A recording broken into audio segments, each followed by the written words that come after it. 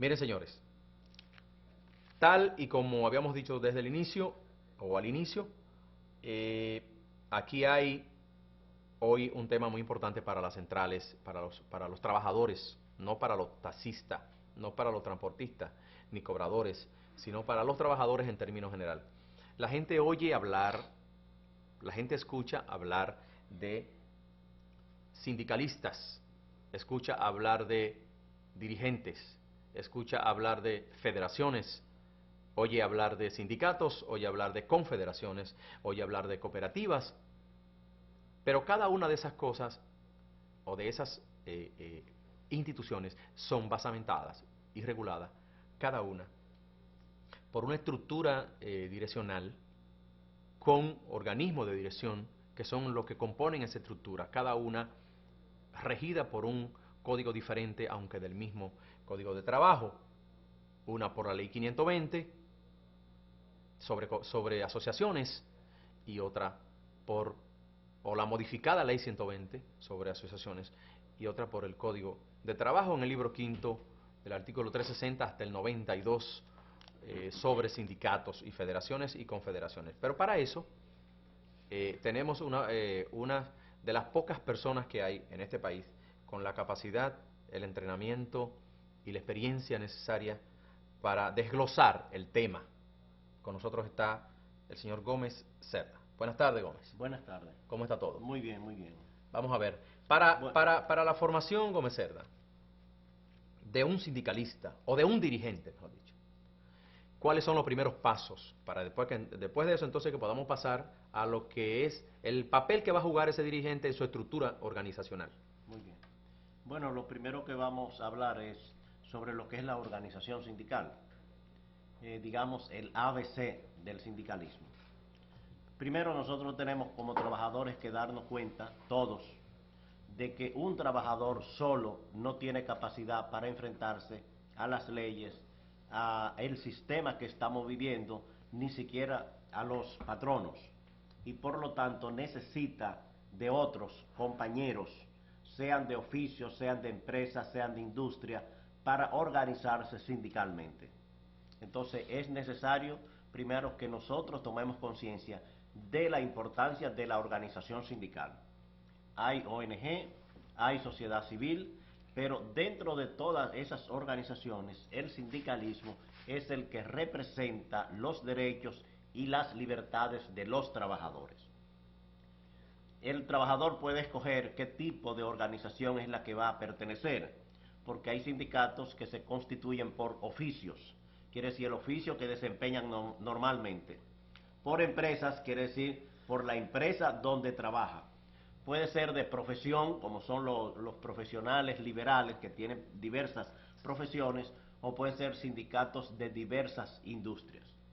Ahora, como tú explicaste al inicio, para constituir un sindicato de base se requiere celebrar una asamblea constitutiva, se llama, la primera asamblea, en la cual deben estar presentes por lo menos 20 trabajadores, sean de la misma industria, sean del mismo oficio, sean de la misma profesión o sean de la misma empresa.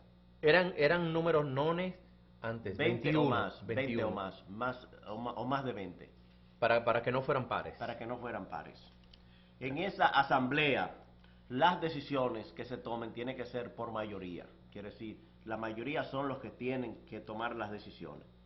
Y en esa asamblea constitutiva se aprueban los estatutos. Anteriormente estuvimos hablando de los estatutos, y los estatutos son las reglas que establecen cómo va a funcionar la organización. Después de elegido, de aprobado los estatutos, entonces se elige una junta directiva, que son las personas que van a dirigir el sindicato, y después un tribunal disciplinario. Además de estos cosas que hay que hacer en la asamblea constitutiva, se tiene que levantar una acta, y esa acta, primera acta de la organización sindical, tiene que estar firmada por más de 20 miembros. Todos esos documentos, los estatutos, la junta directiva y el acta de esa asamblea son los requisitos elementales para que entonces el sindicato vaya a buscar la personalidad jurídica. Quiere decir, como tú explicaste al principio, bien sea que se constituya por la ley del trabajo o sea que se constituya como una asociación sin fines lucrativos. Los estatutos, la directiva, la nómina de los miembros fundadores y el acta, todo eso debe estar firmado por más de 20 trabajadores. Con estos documentos, entonces, se llevan a la instancia para obtener la personalidad jurídica. ¿Qué quiere decir la personalidad jurídica? Quiere decir que se reconoce a la asociación, al sindicato, como un ente legal. Y por eso puede demandar o ser demandado ya no como un grupo de trabajadores, sino como una organización ya constituida. Quiere decir, esos son los primeros pasos que se dan para organizar un sindicato. Decimos sindicato, puede llamarse asociación de trabajadores, puede llamarse liga agraria, asociación de campesinos, una organización social con características sindicales. Ahora bien, después que está constituido el sindicato, una de las cosas más importantes son las reuniones que celebran. Que esas reuniones, en los casos de los sindicatos, se llaman asambleas. Y esas asambleas tienen algunos requisitos que es necesario tomar en cuenta. Lo primero es cuando se va a hacer una reunión, una asamblea, hay que hacer unos preparativos. Y dentro de esos preparativos, la cosa más importante es saber escoger el lugar donde se va a realizar la asamblea. Quiere decir, tiene que ser un lugar adecuado, en la cual haya espacio para las personas que van a participar, que hayan las sillas o las mesas necesarias, y si es necesario, ahora se usa datashot o un pizarrón o algo donde se puedan anotar las cosas. Quiere decir que tiene que ser un sitio accesible. También hay que saber escoger la fecha y la hora que se va a hacer. La fecha es importante porque hay gente que tiene compromisos familiares y de otro tipo, y también la hora, una hora que sea adecuada en la cual puedan estar libres la mayoría de los miembros. Y después tomar en consideración la duración. Esos son preparativos previos a la asamblea. Y después entonces viene cómo es que se va a organizar la asamblea. Si es una reunión de la directiva, es el secretario general el responsable de hacer los preparativos. Quiere decir, de buscar el lugar, la fecha, la hora, qué duración va a tener y cuáles son los temas que se van a tratar. Esa es una responsabilidad del secretario general, cuando es una reunión de la directiva. Cuando es una asamblea que van a participar todos los miembros, entonces esa responsabilidad es de la directiva. Quiere decir, la directiva es la que tiene que preparar tanto las asambleas ordinarias, que son las que están establecidas en los estatutos, como las asambleas extraordinarias, que son aquellas asambleas o reuniones que se hacen para tratar temas extraordinarios. Y entonces es la directiva la que tiene que preparar. Quiero, con su excusa, sí, señor Gómez, con relación a lo que es la reunión extraordinaria. Se llama extraordinaria porque es una reunión que se hace cada vez que sea necesario, pero que está fuera de las fechas elegidas previamente las fechas fijadas previamente para las reuniones consecutivas, sí, ordinarias. O sea, se reúne, me explico, se reúne el comité ejecutivo o en el Congreso, se aprueba que los días 30 de cada mes, o los días 25, perdón, porque febrero tiene 28, los días 25, para poner un ejemplo, de cada mes, se tenga que reunir necesariamente el comité ejecutivo, un ejemplo. ¿Qué pasa? Que ya ahí queda aprobado, no hay que convocar a nadie, porque ya está convocado desde ese día en que todo el mundo levantó la mano y aprobó, pues ya hay una fecha fija para las reuniones del comité ejecutivo que son ordinarias, cada 25 días, o sea, el 25 de cada mes, ¿ok? Ahí está reunión ordinaria establecida ya, regla durante el año, durante los 12 meses del año, ejemplo. Los días 25 hay reunión. Ahora, esas son las ordinarias.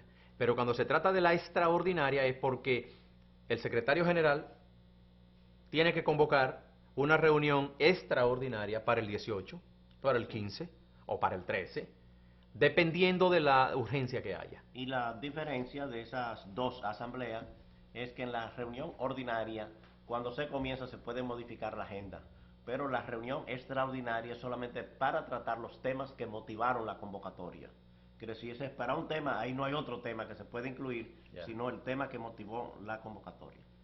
Ahora, esas asambleas o reuniones, tanto de la directiva como asamblea general, tienen un orden, quiere decir, cómo es que se van desarrollando las asambleas de trabajadores. La primera parte es lo que se llama la apertura, quiere decir, el secretario general, que es el que representa la organización, da la bienvenida a los miembros que están presentes, que es la apertura de la asamblea. Segundo viene la comprobación del quórum, quiere decir el secretario de organización, que es el encargado de tener la lista de todos los afiliados, entonces comprueba si hay mayoría de los miembros en esa asamblea. Y si hay mayoría, quiere decir más de la mitad, entonces se comprueba que hay quórum y la reunión continúa. Si no hay quórum, no se puede hacer la reunión hasta que haya una mayoría. La tercera etapa es el acta de la reunión anterior.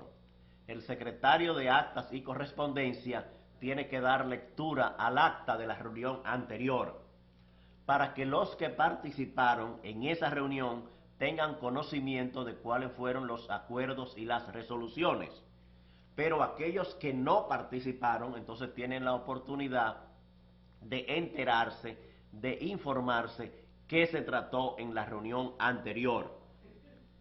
Y esa es una responsabilidad del secretario de actas, y después de leída el acta, entonces esa acta se somete para si hay observaciones, para si hay modificaciones, y después de hechas las modificaciones, entonces se somete a votación y esa acta es aprobada y es oficial. La cuarta etapa es el informe o los informes. En muchas asociaciones el secretario general da un informe a nombre de toda la directiva de lo que se ha hecho desde la asamblea anterior hasta esa asamblea.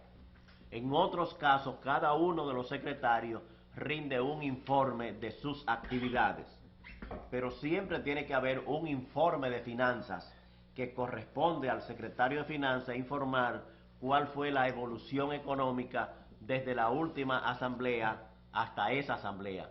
Cuánto entró, cuánto salió, en qué se gastó, qué dinero hay en el banco, en qué banco está, y todo lo que sea de orden financiero.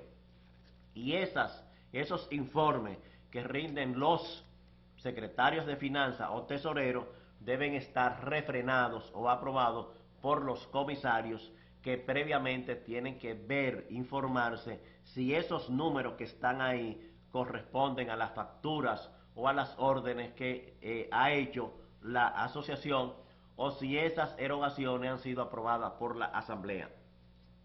Estas primeras 4 partes de las reuniones, las asambleas, que es la bienvenida, el acta, la comprobación del quórum y el informe, son una parte que se hacen en las asambleas para que todo el mundo esté informado de lo que está pasando, tanto porque se dieron los informes o tanto porque leyeron en el acta lo que había pasado.